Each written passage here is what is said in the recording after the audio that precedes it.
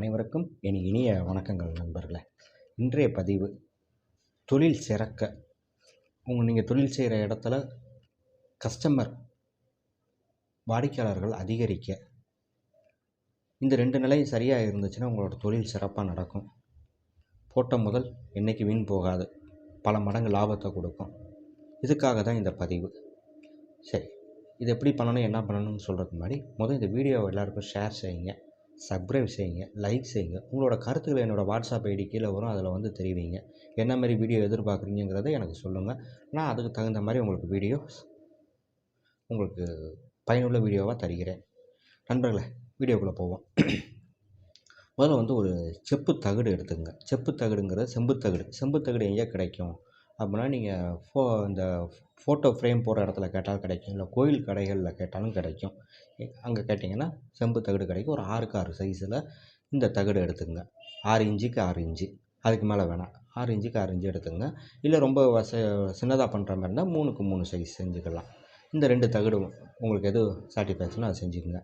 இந்த எந்திரம், நான் ஒரு எந்திரம் கொடுக்குறேன். அந்த எந்திரத்தை நான் சொல்கிற மாதிரி மேலே வரும் பாருங்கள்.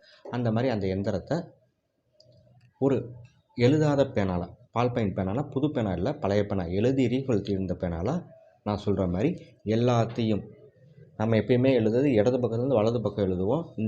இந்த எந்திரத்தை வலது பக்கத்துலேருந்து இடது பக்கத்துக்கு பின்னாடி எழுதணும். சரிங்களா? எல்லாமே பின்னாடி எழுதி இந்த எந்திரத்தை முறையாக அதுக்கு பன்னீரும் மஞ்சளும் போட்டு தொடச்சி கழுவிட்டு, கழுவுறப்போ உங்கள் இஷ்ட தெய்வத்தையும் குல தெய்வத்தையும் நினச்சி இதில் இருக்க சாபங்கள் தோஷங்கள் அத்தனை நிவர்த்தி ஆகுங்கிறத பிரார்த்தனை பண்ணிவிட்டு, ஒரு பூவை எடுத்து சங்கல்பம் பண்ணி இதில் இருக்க தோஷம் சாபங்கள் நிவர்த்தி ஆகணும் அப்படிங்கிற மாதிரி பிரார்த்தனை பண்ணிவிட்டு அந்த எந்திரத்துக்கு போட்டுட்டு, அதுக்கப்புறம் எந்திரத்தை சுத்தமாக தொடச்சிட்டு நல்ல விபூதி போட்டு, தண்ணி படக்கூடாது, அதுக்கப்புறம் நல்ல விபூதி போட்டு தொடச்சிருங்க. எந்திரம் பலன்னு மாற்றிடணும். எந்திரம் கறக்கக்கூடாது.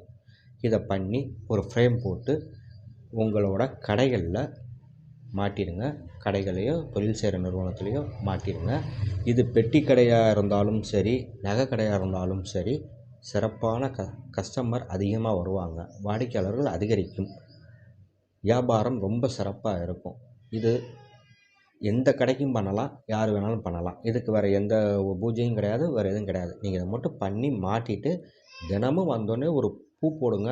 மல்லிகைப்பூ போடுங்க, கட்டாயம் மல்லிகைப்பூ போடுங்க. ஒரு ஊதுபத்தி தூபதீபம் காட்டுங்க. காமிச்சு எனக்கு தொழிலில் சிறப்பாக நடக்கணும், என்னுடைய வாடிக்கையாளர்கள் திரும்ப என்னிடம் தேடி வரணும், என்னோடய பொருளாதார நிலை உயரணும், நல்ல வியாபாரம் இருக்கணும் அப்படிங்கிறத மட்டும் பண்ணுங்கள். இது நான் ஏன் இந்த பதிவை கொடுக்குறேன்னா, நிறைய பேர் என்னைய மாரி இருக்கவங்ககிட்ட பணம் கொடுக்க முடியாத சூழ்நிலையில் முதல்ல போட்டு, இன்றைக்கி இருக்கிற சூழ்நிலை போட்ட முதல்ல எடுக்கிறது ரொம்ப கஷ்டம். சரி, எல்லாருக்கும் வெற்றி வரணும், அதுக்காகவே இந்த பதிவை உங்களுக்கு நான் ரொம்ப எளிமையாக கொடுத்துருக்கேன். பயனுள்ள பதிவு தான், பலனுள்ள பதிவு தான். வெற்றி நிச்சயம்.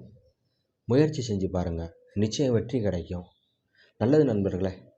இந்த எந்திரம் வேணும்னு தேவைப்படுறவங்க என்னுடைய இந்த மேலே இருக்க எந்திரத்தை பார்த்து வரீங்க. அப்படி இல்லாட்டி என்னோடய வாட்ஸ்அப் ஐடியில் இந்த எந்திரத்தை கேளுங்க. இந்த வீடியோவை எனக்கு ஷேர் பண்ணிவிட்டு இந்த எந்திரம் வேணும்னு அப்படின்னு நான் டைப் பண்ணி அனுப்புங்க. நான் அதோடய ஃபோட்டோ காப்பி அனுப்புகிறேன். நீங்கள் அதை பார்த்து வரைஞ்சிக்குங்க. சரிங்களா? சரி, என்னால் எந்திரம் கிடைக்காது, என்னால் தகடு வாங்க முடியலையே, அப்போ நான் என்ன செய்கிறது, எனக்கு அதெல்லாம் வராது, தெரியாது அப்படின்னு சொன்னீங்கன்னா, இதை பேப்பரில் ரெட்டிங்கில் வரைஞ்சிக்குங்க. ஒரு சார்ட்டில் வரைஞ்சி பண்ணுங்கள். ஆனால் இது ஒரு 60% தான் வெற்றி கொடுக்கும். பேப்பரில் வரைகிற எந்த சார்ட்டில் வரைகிறப்ப 60 65% வெற்றி கிடைக்கும். கிடைக்காமல் போகாது, ஆனால் கிடைக்கும். ஒரு 60% தான் கிடைக்கும். தகடில் போடுறப்ப காலத்துக்கு அது வேலை செய்யும். இது பேப்பரில் போடுறப்ப ஒரு 3 மாதம் தான் அது வேலை செய்யும். ஏன்னா ஒரு சார்ட்டில் போட்டிங்கன்னா நாளாக அதோட பிரைட்னஸ் குறைய ஆரம்பிக்கும். அப்போ குறையிறப்போ உங்களுக்கு அதோட பலன் குறைய ஆரம்பிச்சிடும். ஒரு 3 மாதம் தான் அது வேலை செய்யும். அப்போ திருப்பி புதுசாக மாற்றணும். எந்திரத்தில் போட்டுட்டிங்கன்னா எப்போயும் நிரந்தரமாக வேலை செய்யும். நல்லது நண்பர்களே. மீண்டும் உங்கள் வேண்டுகோளுக்கு இணங்க அடுத்து என்ன கேள்வி வருதோ அதுக்கு தகுந்த மாதிரி பதிவுகள் வரும். இது ஏற்கனவே கேட்கப்பட்ட கேள்வி. எங்களுக்கு தொழில் சிறப்பாக நடக்கணும், எங்களுக்கு வெற்றி வேணும்னு கேட்டாங்க. அதுக்காக இந்த பதிவு கொடுத்துருக்கேன். இதேமாரி உங்களுக்கு இன்னும் ஏனைய பதிவுகள் தருகிறேன். நல்லது நண்பர்களே. மீண்டும் தங்களை சந்திக்கிறேன். நன்றி, வணக்கம்.